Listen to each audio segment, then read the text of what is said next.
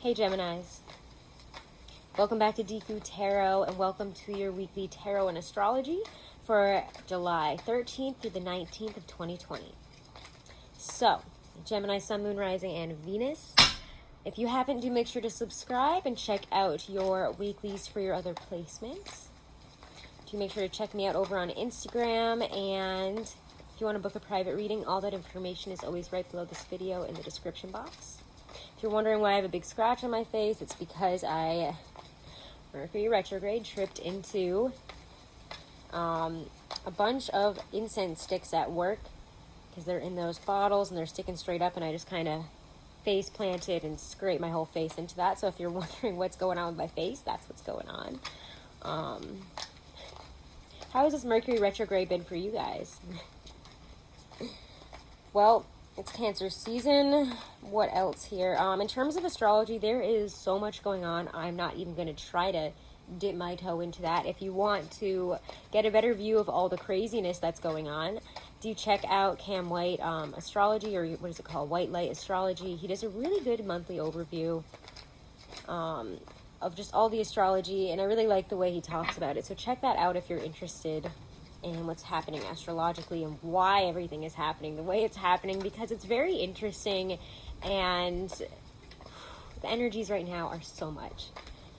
So let's get into your reading here with the Golden Art Nouveau Tarot and see what's coming up this week for you, July 13th through the 19th for Gemini. Gemini, Sun, Moon, Rising, and Venus.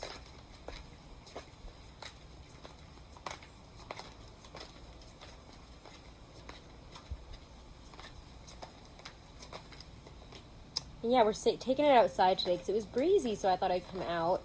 It's still really hot, but now that the sun is in and it's a little bit breezier, it's a lot more doable. We're just going to have to bear with the planes and hopefully not the cicadas. Ooh, this is a card that has been coming up, huh?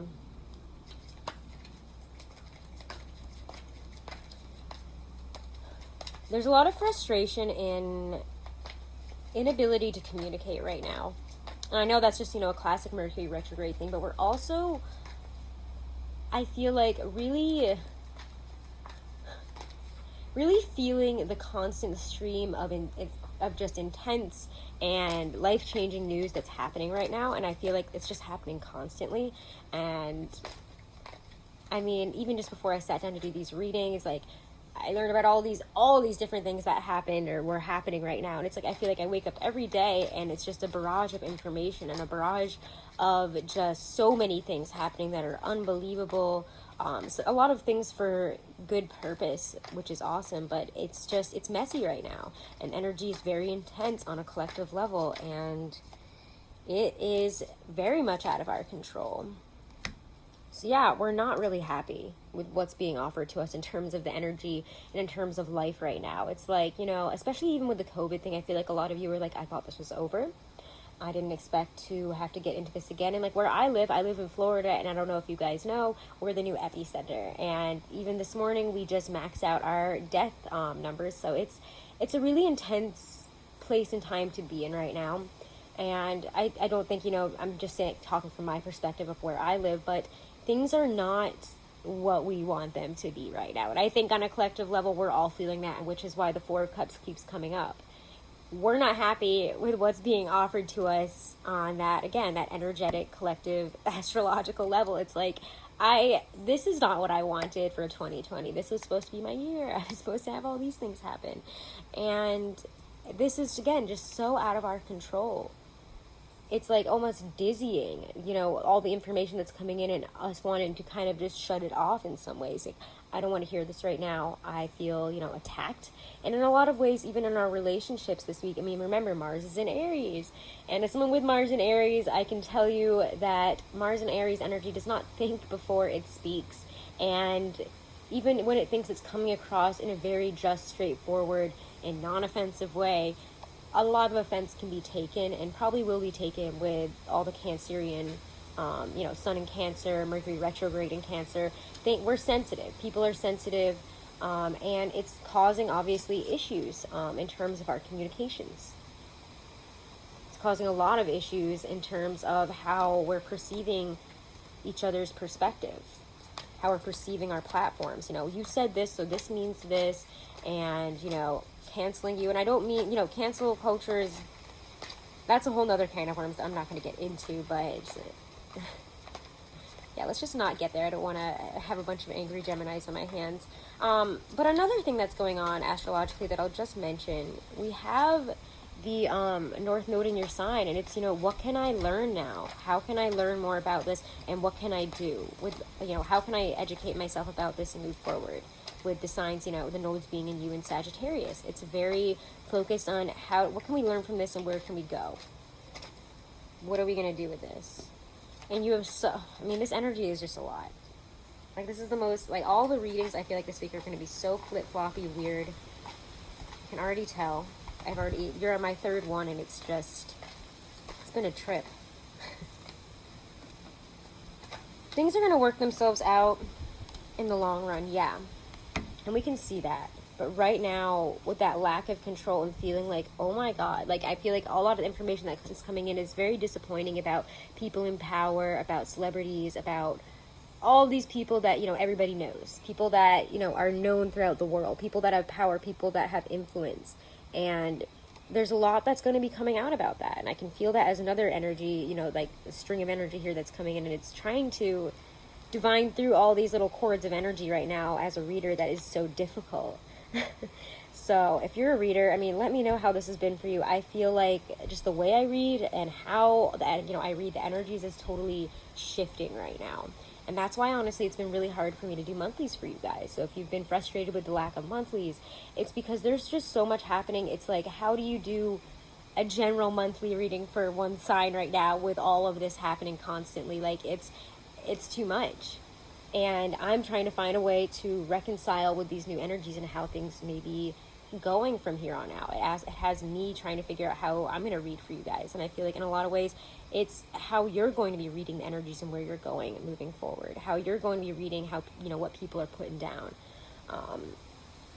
And our own ideas are shifting, changing. And we know, it feels to me like we see this long kind of goal of, things are going to be better because I have this one thing that is stable. I have this one, thing going on in my life in terms of money, family, whatever it might be, that is going to take me home. And I know that it will, and I know that at least that one thing is going to be really happy. And that's going to maybe highlight other areas of my life and bring happiness, joy, support there.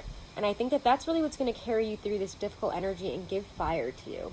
Give you passion, give you something to work with, because the Page of Wands is that essence of fire energy that just brings the kick in that we need. It's that Mars in Aries as well that's like, I'm going to say what I have to say. I'm going to go for what I have to go for. I'm going to fight for what I have to fight for. Nothing's going to stop me there. I'm very keen to do it. Let's go. Let's talk. Even though we're in Mercury retrograde. Yeah. By the end of the week, we're going to have a lot more impassioned stance here. Again, we're out of Mercury retrograde this week. I know I keep saying that, but we're still in the shadow period here. And there's a real kick in the door on the way out, but there's a freed up energy by the end of this week here, probably around the 18th, 19th, that brings in information that is going to free things up. It's going to give us more opportunities moving forward. It's going to take us to those goals. We're going to be able to see ways to get to where we want to go. But we're thinking differently. Yeah, we don't have control of all these other situations, but what can we control? What can we build with here? What can we actually plan and work with?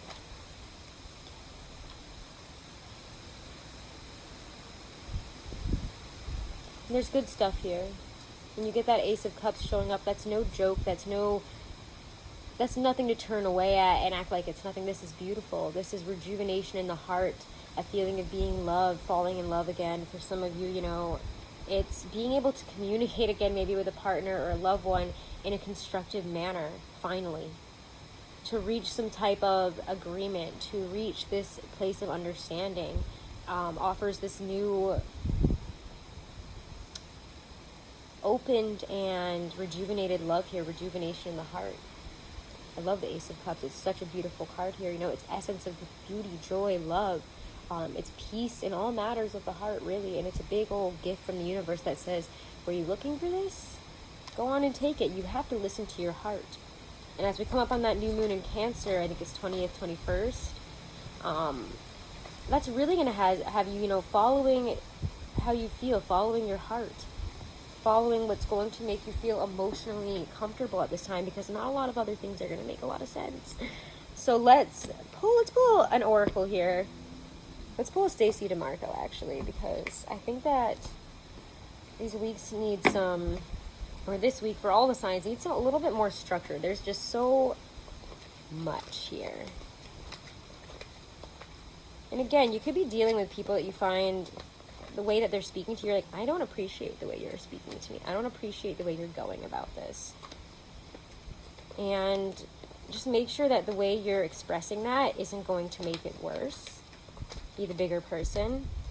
It's hard to say that with Mars and Aries, because who doesn't want to win? But especially you guys, because you're so smart. Wow. That's what we need. Skull of Ashes. Why did I say Skull of Ashes? Skull of Flowers.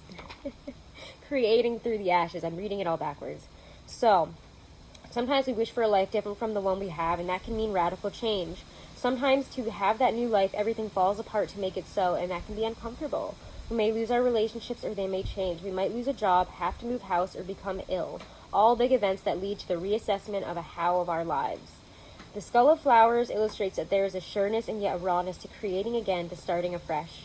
Sometimes the universe gives us a blank slate to work from so we can build what we really want rather than just settling for less. The Skull of Flowers celebrates not just a kind of phoenix energy, but an energy of success. Oh my God, it's raining. Sorry about that, guys. So, the Skull of Flowers celebrates not just a kind of phoenix energy, but an energy of success in full bloom through adversity. So, I'm going to finish this up real quick here before it starts downpouring on the metal roof here again. Thank you guys so much for all of your support. Make sure to subscribe. Make sure to share if you enjoyed it. If you want to get your astrology, birth chart analysis, compatibility analysis, numerology analysis, do check out Truly Divine. Use my code DQ30 as many times as you want for 30% off. Share it with your friends and anyone that you know that would love to get a really amazing analysis. They literally give you like 22 plus pages. It's crazy. So anyways, have a wonderful and blessed day, guys, and namaste.